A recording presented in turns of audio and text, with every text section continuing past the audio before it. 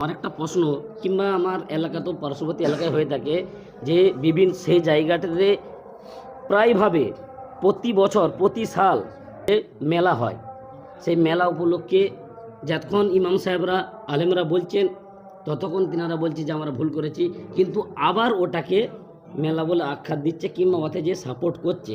সেই জন্য হুজুর আমরা বুঝতে পারছি না যে ওই সমস্ত মানুষরা কোন আওতায় পড়বে, ইন্না শিরকা আল্লাহ জুলমুন আজিমের আওতায় পড়বে না হুজুর কোনো বার্তা আছে, এটা আমরা একটু জানতে চাই। না, জুলমে নাজিমের উপরে পড়বে না এই কারণে, কোটিবার যদি পাপ করে আর কোটিবার ক্ষমা করে, ক্ষমা চায়, আল্লাহ ক্ষমা করে দেবে, কোরআন তাই বলছে। কাজেই কার উপরেও ফতোয়া দিয়ে দেওয়া চলবে না। ও কুফরি করেছে, শিরক করেছে, ফতোয়া দিয়ে দেওয়া চলবে না। তবে যাদেরকে আমরা বলছি শোনাচ্ছি তাদের আর না যাওয়াই উচিত ছিল।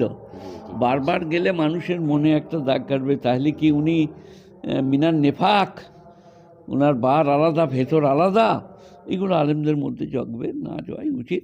তবে কাউকে শিরকি কুফরি ফতোয়া না দেওয়াই উচিত।